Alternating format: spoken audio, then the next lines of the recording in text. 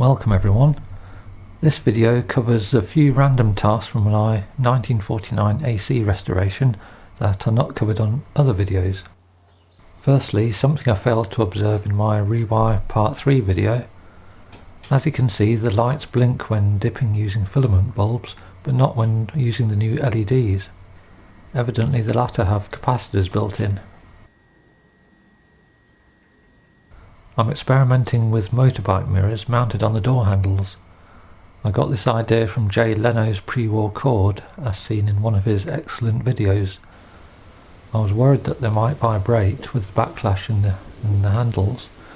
Therefore I've used a thin sheet rubber which had already wrapped around the handle to press against the boss of the handle to act as a damper. That is, making the handle a bit stiffer. The mirror could just possibly accidentally open the door if it collides with anything. However, the AC's wings extend further out than the mirrors, so that's unlikely. I'll have to see how they work in service. Here are some interesting little nuts. Aircraft style anchor nuts, 4BA thread. These are used to fix the top of the radiator grille. You can see that the aluminium part of the old ones had crumbled away. I had to go to aerospace supplier LAS Aero, which is also where I purchased my crack testing kits a few years ago. And not forgetting the thin self-locking quarter BSF nuts, all four of them, for my rear brakes, brought to me at great expense via a courier. On that occasion the courier driver said he normally takes those aircraft parts to East Midlands Airport and was dying to know what was in the package. I should have said laser guns to avoid an anticlimax.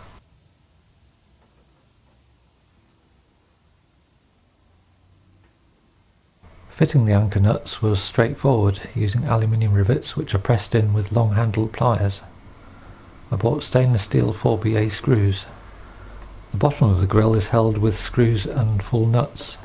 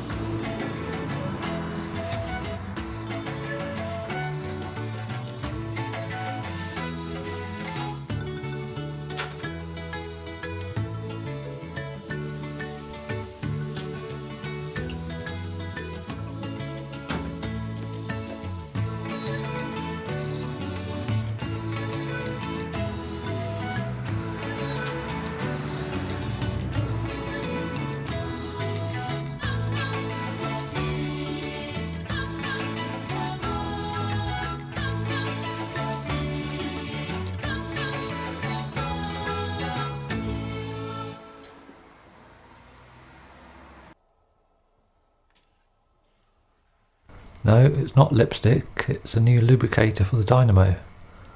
While I was buying LEDs from classic dynamo and regulator conversions, I noticed they produce these. I needed a new felt for my freshly serviced dynamo. The felt needs to be soaked in oil. Here it is with the brass thimble filled with oil. In service, the oil feeds into the plain bearing, which is sintered so that it is porous and the oil passes through.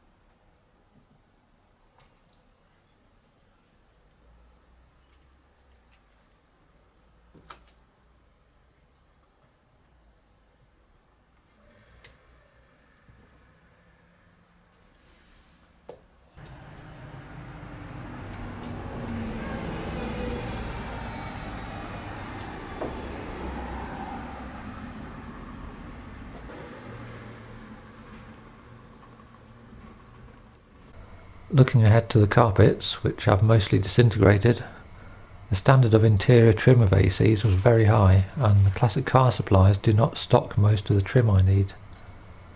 After years of searching, I found that Westex make a carpet that is a close match to the ACs. It is a short pile velvet carpet called Westex Exquisite Velvet. This Westex carpet is very hard wearing and is used for hotel lobbies and offices. I've been trying to match the colour, which I guess would be described as fawn. I ordered a sample shown here, and while the reddish hue is good, the tone is a bit too pale. I recently ordered 3 more samples, and the centre one here, labelled Moccasin, looks better. You can see that the original carpet has gone dark and a different hue. The cloth trim matched the carpet colour, and the hidden parts have retained their colour a bit better. Because these carpets are often used for large buildings, offcuts sold at a bargain price are often large enough to carpet the whole car. It's a matter of hoping that the right colour comes on the market. I will then need to find cloth to match the carpet colour and also Furflex draft excluders. I will need to obtain carpeting before the upholstery goes off for restoration, as the front seats have carpeting on them and also the drawer trim. That's why I'm planning the carpets at this early stage. That's all for this video. Thanks for watching.